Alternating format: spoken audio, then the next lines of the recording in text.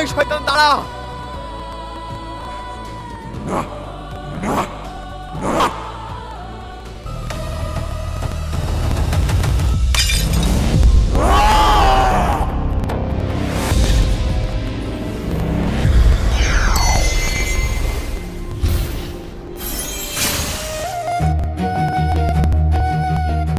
সারফরাজ, আমি এতদিন তোমার অপেক্ষাতেই ছিলাম।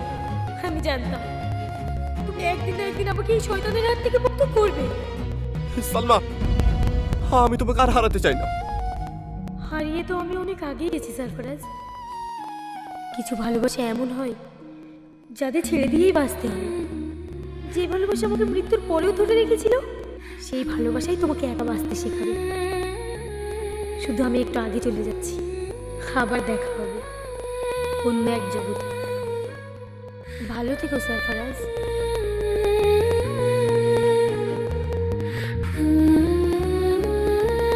সালমা।